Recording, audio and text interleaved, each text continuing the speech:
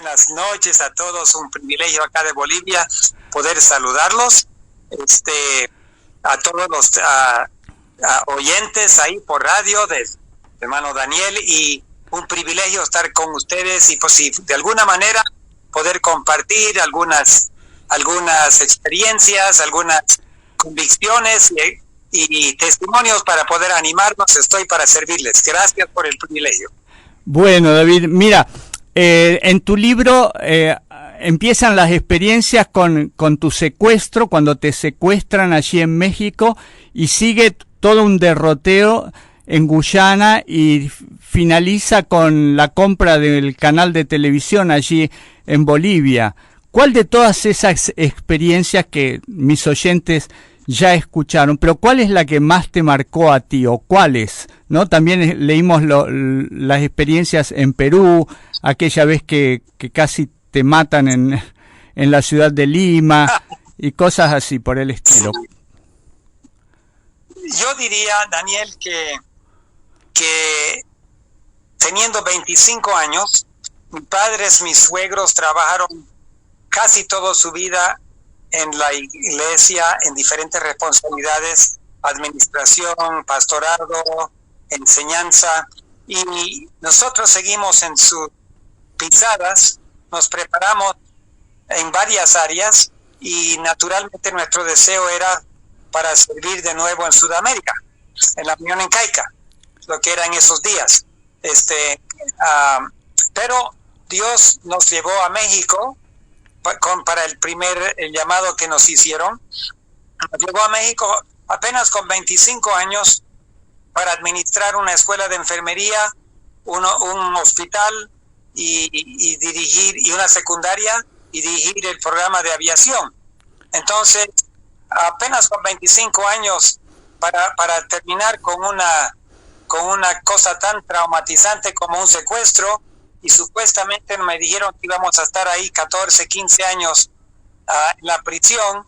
Fue bastante trauma para mí y para mi señora, y ahí aprendimos con toda esa dificultad a confiar más en Dios, a hacer lo que Él nos pedía, aunque entendamos o no entendamos, y saber que los ángeles nos están guardando y cuidando. Eso para mí, Daniel, fue quizás lo que marcó más dificultad y más aprendizaje en mi vida, la de mi esposa. Los otros que pasaron después construyeron encima de esa relación con Dios y fueron más fáciles porque ya habíamos aprendido a confiar en Dios sí o sí. No, nosotros que nunca tenemos ni $5 en el bolsillo, ¿cómo es comprar un canal de televisión de $1,5 millones y tú tampoco tenías $5 en el bolsillo? La verdad es que trabajamos, después de trabajar unos casi 20 años con la iglesia en México, en el Perú, como piloto en el Perú, en la Unión en el Perú 6 años, como profesor en el Caribe, profesor para la Universidad de Andrews en posgrado, y tantos años trabajando con sueldo. Siempre nos recordábamos cómo nuestros padres terminaron siendo voluntarios haciendo obra que nadie tenía presupuesto para hacer, pero ellos voluntariamente lo hicieron, y en África, en el Perú, en Bolivia. Entonces nosotros queríamos experimentar eso y nos fuimos a Guyana, y en Guyana aprendimos con las avionetas que aunque uno no tenga ningún centavo de ganancia, cuando Dios te pide hacer algo, Él te da la solución. Entonces, después de casi 7 años de eso, nos fuimos a trabajar en Venezuela con la Unión, también como voluntarios. Yo pedí eso, por favor, estoy dispuesto a aceptar la invitación en la Unión Venezolana, pero quiero seguir como voluntario. Y fue durante esos años allí que fuimos a Bolivia, venimos a Bolivia, y ahí se presentó la oportunidad de una red. Bueno, mi papá quería ir conmigo, así que mi papá me acompañó en la avioneta de Venezuela. Nos fuimos a Brasil, pues venimos a Bolivia y tuvimos la reunión. y el precio que primeramente me cotizaron, el gerente me dijo $1,000,000. Mi papá casi se desmayó. Y digo, bueno, si Dios quiere va a ser, y si Dios no quiere, también. Vamos a ver. Pero el dueño no me pidió 1,000,000, me pidió 1,500,000. Y yo dije, Señor, ¿qué hago? ¿Discuto con él? ¿Me peleo con él? ¿Hago una propuesta? ¿Qué hacemos? Y el Señor me dijo claramente, ¿qué importa? ¿Le vas a ofrecer 1,000,000 si tú no tienes nada? ¿Le vas a ofrecer 1,500,000? Es igual no tienes nada. Entonces no discutas, acéptale. Entonces yo le acepté el 1,500,000 porque no había alternativa ni para negociar. Perdón. Entonces, cuando él se quedó frío al que yo acepte sin ni siquiera renegar. Entonces, pero al final de todo ese día, le dije, yo quiero que me regale el terreno que está al lado aquí con los estudios. Él dijo, si acabo de comprarlo, ¿y cómo me lo pide gratis? Le dije, a mí me dijeron 1,000,000, usted me pidió 1,500,000, pero yo no discutí con usted. Entonces yo le pedí que me regale ese terreno que valía casi $500,000, no discuta conmigo. Y dijo, está bien, te lo regalo.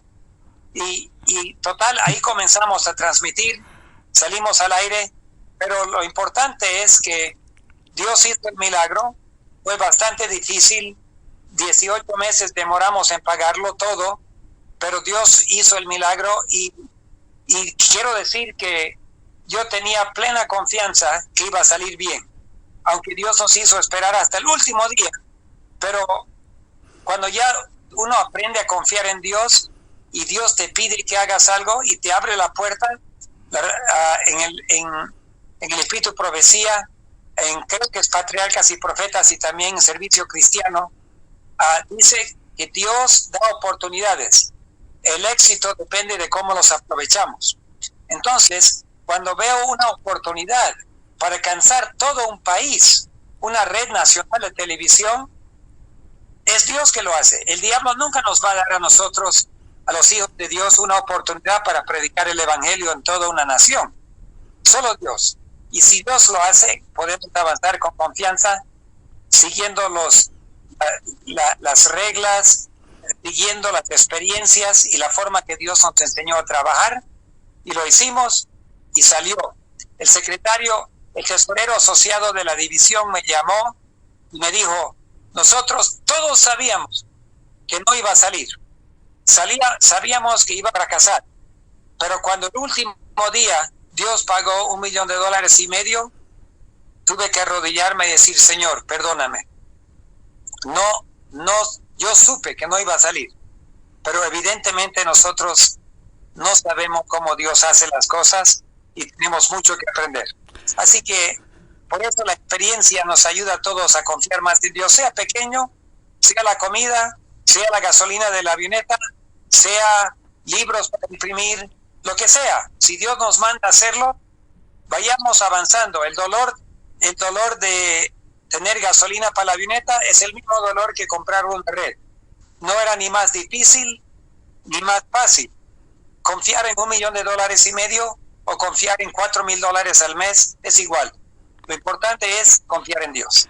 ¿Qué método utilizó Dios para pagar el 1,500,000? El último día, bueno, comienzo un mes antes. Yo le dije, Señor, tenemos un mes para pagar, me han dado 30 días. Y oraba, y no tuve ninguna señal especial. A las 2 semanas, Señor, faltan 2 semanas, por favor, ¿qué hago? Y ahí inmediatamente me llegó la respuesta del Señor, estar quietos y saber que yo soy Dios. Así que le dije, ¿no hago nada? No, solamente estar quietos. Pasó otra semana. Señor, solamente tenemos 1 semana para pagar. Y Dios me dijo, no por fuerza ni más por mi espíritu. Entonces de Zacarías. Entonces Yo dije, entonces no hago nada, solamente confío. Sí. Llegamos al penúltimo día y le dije, Señor, mañana tenemos que pagar. Y sinceramente me has dado muchas promesas para poder animarme, pero ya llegamos al momento y ya no podemos esperar más. Y el Señor me dijo, en mi mente, no me habló, pero me inspiró, me dijo, si yo siempre te he cuidado, deja de rogar por dinero y empieza a agradecerme por lo que estoy por hacer. Y dije, Señor, pero no te pido nada, no, solamente agradéceme. Y me dijo, ¿por cuánto quieres agradecerme? Pero Señor, tengo $1,500,000 para pagar mañana. Entonces agradéceme por $1,500,000. Señor, entonces lo voy a hacer. Si esa es tu petición, te voy a agradecer y no te voy a pedir. Así que, Señor, me arrodillé y dije, Señor, gracias por $1,500,000 que me vas a dar. No sé cómo, no sé cuándo, pero te agradezco por ese gran milagro. Y cuando terminé de orar, él me dice, ¿falta algo más todavía que necesitas? ¿Más? Sí, algo más. Sí, Señor. Estamos debiendo $100,000 de los 200,000 para la antena satelital. Ese aparato parabólico grande que emite la señal a la satélite. Hemos pagado la mitad y nos falta $100,000. Entonces, ¿por qué no me agradeces por otros 100,000, no 600,000? Bueno, Señor, con todo gusto. Y le agradecí al Señor por 1,600,000. Y me fui a trabajar, me fui al aeropuerto, tenía un vuelo y con un alumno, como soy instructor de vuelo, mientras él preparaba la avioneta para el vuelo, me llamó un médico anciano, todavía practicaba medicina, pero como médico cirujano asistente. Y él me llamó y él nos había donado regularmente montos buenos, pero no grandes, solamente algo dentro de su posibilidad. Y me llamó y me dice, David, mi señora acaba de fallecer hace una semana por ser anciana, ya era viejita y pasó al descanso, pero todo su negocio de mi esposa y sus inversiones bancarias pasaron a mi cuenta. Y ahora yo tengo eso, y mientras yo estaba revisando eso, el Señor me dijo, llama a tu amigo David y pregúntale cuánto necesita. Yo le dije, es más de lo que usted tiene. Yo tengo que pagar mañana $1,500,000. Yo sé que esa cantidad es imposible. No es imposible, David. Mi señora exactamente me dejó $1,500,000 y te lo voy a girar inmediatamente. Y así fue que ese día, el siguiente día teníamos $1,500,000 en la cuenta bancaria. Y ese mismo día llamé a los dueños y le dije, el dinero llegó, se lo vamos a girar. Y la respuesta del dueño fue, yo te dije, David, que tu Dios era grande. Yo te dije que Dios te iba a pagar eso. No te dije, sí. Bueno, para que sepas que sirves a un Dios fiel y poderoso, y Dios cumplió su promesa. Él tenía más fe que yo.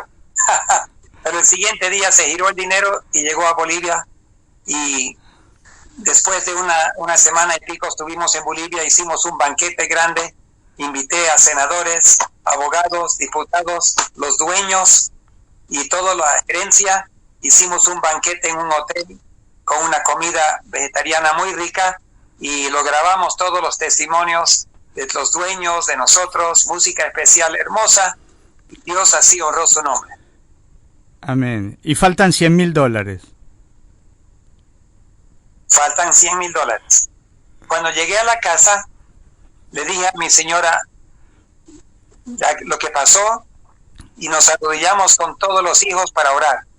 Y cuando yo estaba orando, le dije, gracias, Señor, tú esta mañana me prometiste Señor, tú me prometiste 1.600.000. Y el Señor, no te preocupes, me dijo, todavía el día, faltan algunas horas que se ponga el sol. Nos arrodillamos y le agradecemos a Dios por 1.600.000.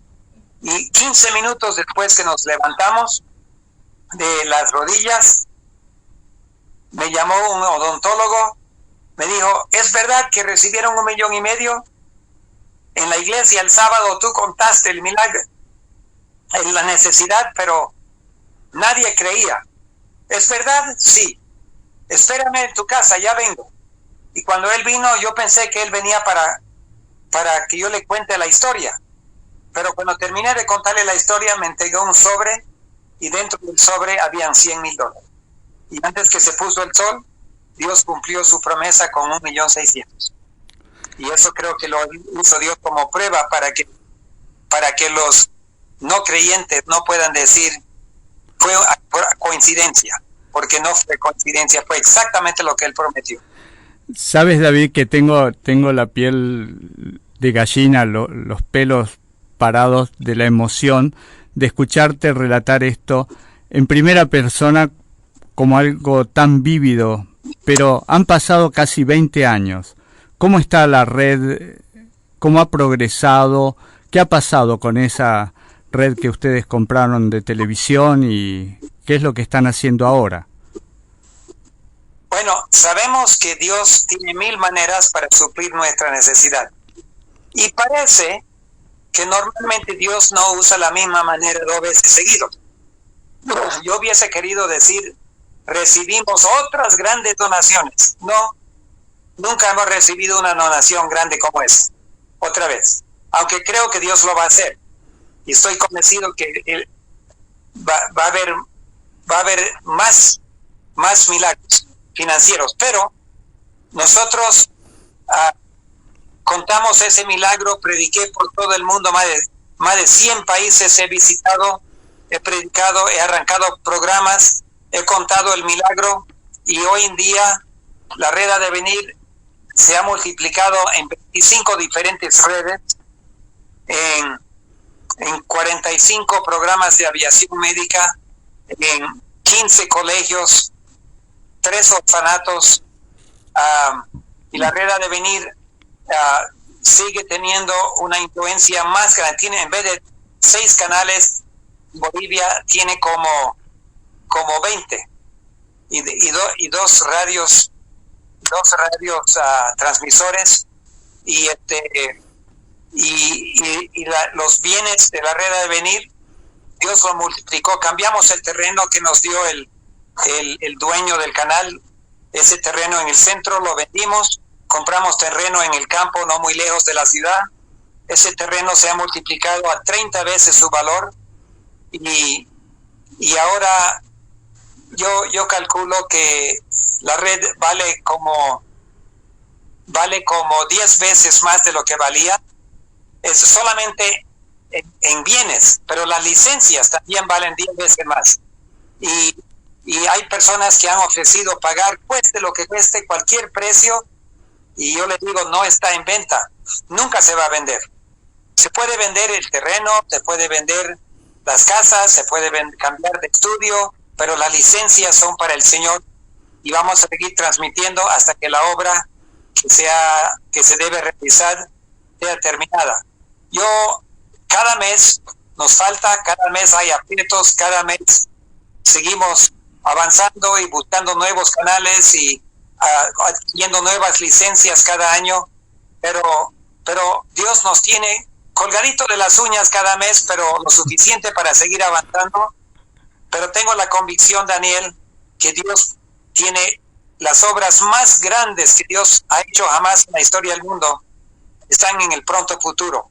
Si el pueblo de Dios se levanta y trabaja, sea un orfanato, sea un colegio, sea impresión de libros, sea estudios bíblicos, sea canales, sea avionetas, lo que sea, lo que Dios nos pida, tenemos que aprender a confiar y salir con confianza, aprender a depender de Dios completamente. O sea, aunque no tengamos sueldo, aunque no tengamos dónde vivir, aunque no tengamos muchas cosas, confiar en Él y lanzarnos al espacio, y estoy seguro que vamos a aprender mucho, pero mañana vamos a ver la mano de Dios mucho más grande de lo que jamás hemos visto, y ya veremos lo que Dios tiene en mente para nosotros y la rueda de venir en el futuro. David, cuéntanos un poco de tus talentos, los talentos que has puesto en los pies de Jesús para multiplicarlos. Eres enfermero, sabes ejecutar algunos instrumentos, hablas distintos idiomas, ¿qué más? Bueno, primero quiero decir que nuestros padres, mis suegros y mis padres nos enseñaron a trabajar, servir al Señor y confiar en Dios. Entonces, ellos vinieron con múltiples talentos, pero Dios espera de nosotros aún más que ellos, porque ellos empezaron de la nada y entregaron todo. Nosotros empezamos construyendo sobre los hombros de ellos.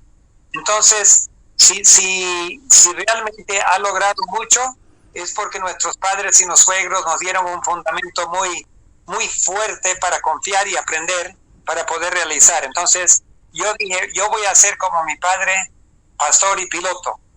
Después mi mamá era enfermera, después mi padre también estudió enfermería. Así que yo también estudié enfermería, mi señora es piloto y enfermera, estudiamos juntos.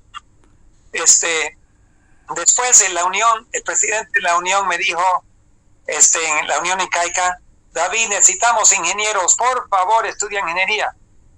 Ay, aviación, enfermería, y ahora ingeniería, ¿qué hago? Y me fui a trabajar en el Perú unos meses como piloto voluntario y me di cuenta que no habían mecánicos. Así que yo volví a Estados Unidos, estudié mecánica de aviación. Después pasé a la universidad en la Facultad de Ingeniería de Sistemas y terminé una licenciatura en eso y después un posgrado en Ingeniería de Sistemas. En su momento me llamaron, después de muchos trabajos, administración de hospitales, piloto, después director de informática, departamental de la Unión Incaica, departamental en la Unión del Caribe, departamental en la Unión de Venezolana. Durante este tiempo también me regalaron un segundo posgrado en administración y fui profesor para la Universidad de Andrews.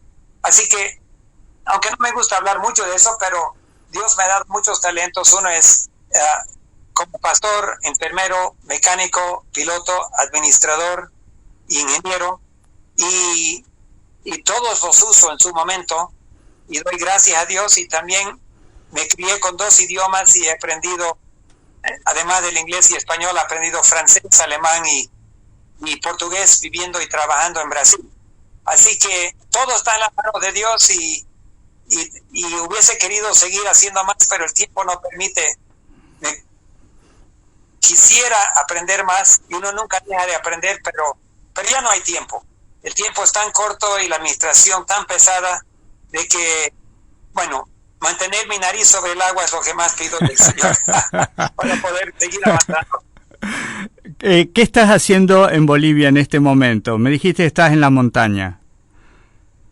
Sí, después de la pandemia y las cuarentenas y la dificultad de moverse, me di cuenta que los problemas de las ciudades nos afectan, que estamos afuera en el campo, no muy lejos de la ciudad, pero estamos suficientemente cerca para que cuando la ciudad tiene crisis, nosotros estamos en medio de la crisis también. Entonces empezamos a orar y pedir a Dios que nos muestre un lugar más afuera. Y Dios nos mostró, hay 86 hectáreas acá donde hemos comprado. El lugar el municipio se llama Samaipata. Es un lugar hermoso, hay muchos extranjeros que viven en el pueblo de Samaipata. Nosotros vivimos a 19 kilómetros de Samaipata en la montaña.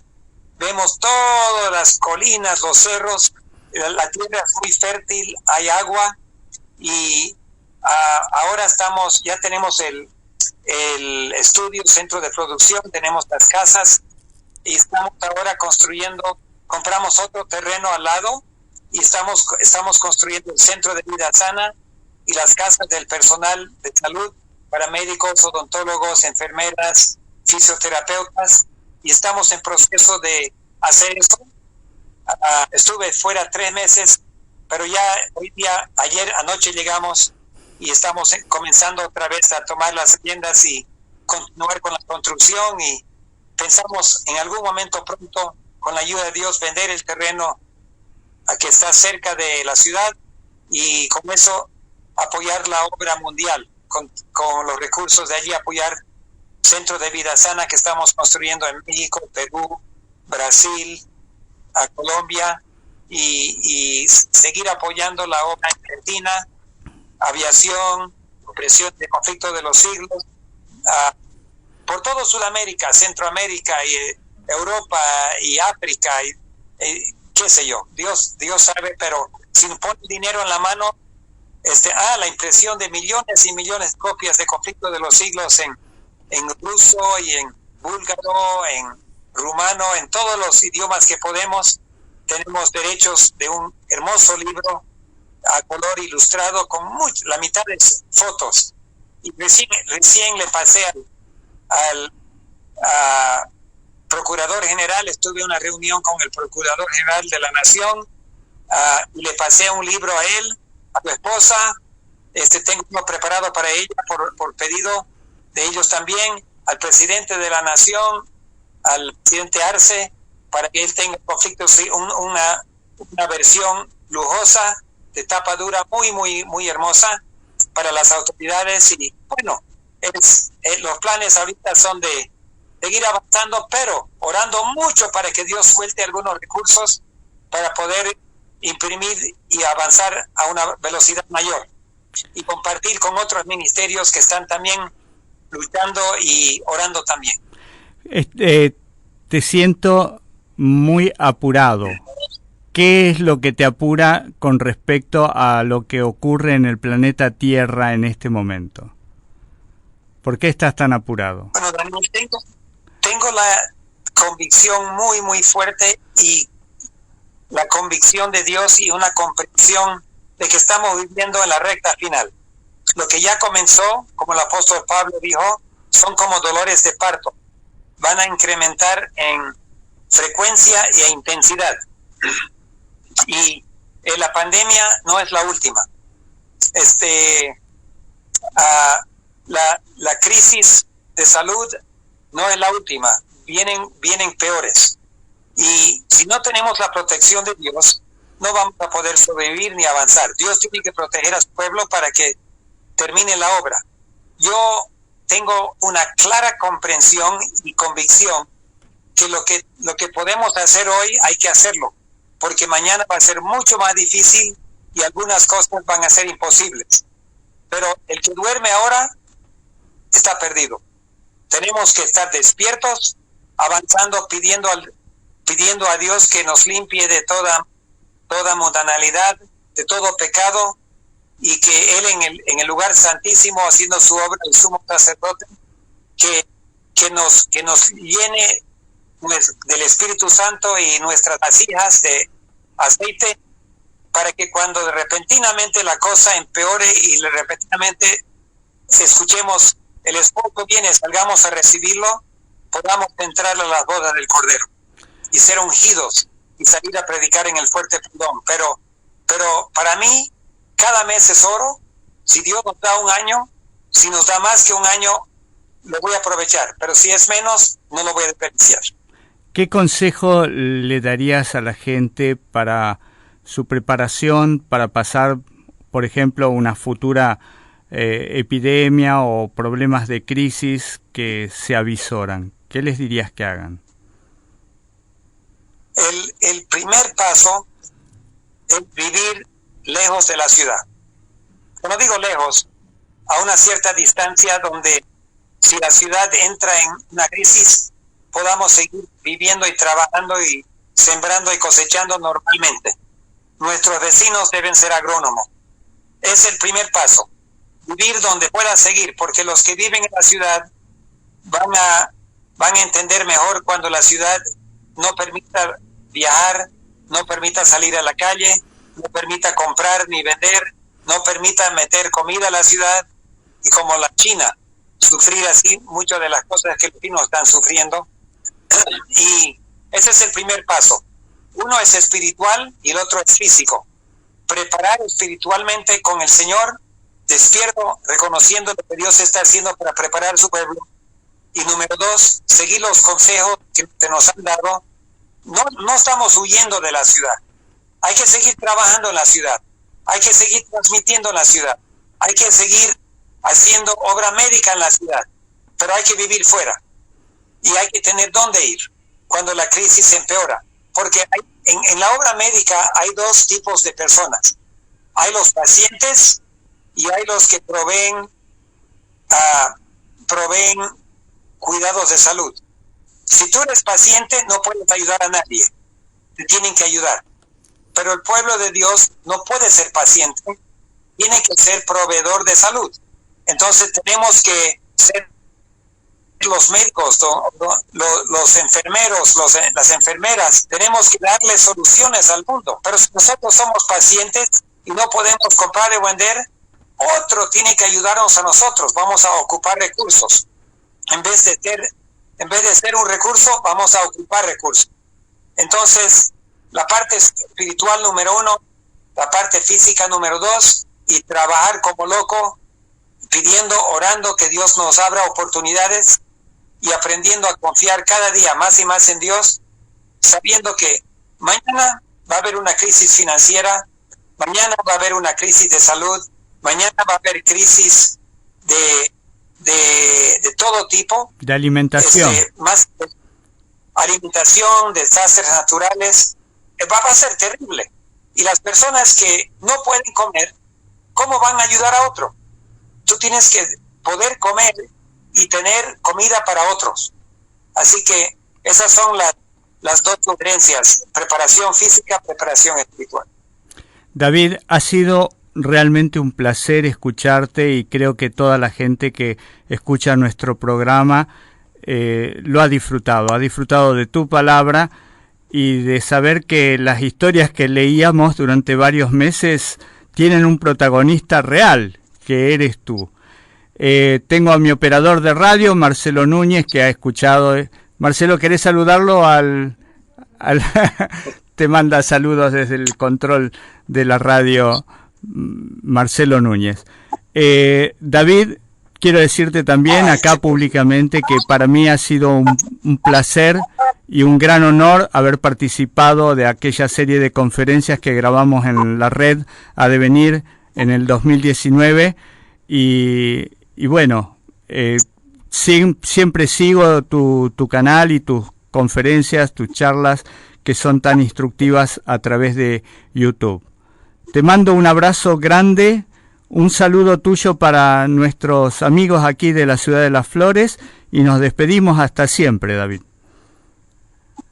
Cuando quieras, Daniel, gracias a nuestro hermano operador, al director allí que está dirigiendo tú, y a todos los televidentes, teleoyentes, radio oyentes, un abrazo fuerte, que Dios los bendiga. No desperdicien su tiempo, aprovechen cada segundo y no duerman. Despierto, trabajando, y que no duerman espiritualmente. No es el momento. Un abrazo fuerte, Daniel, y en otra oportunidad me llamas nomás y lo coordinamos.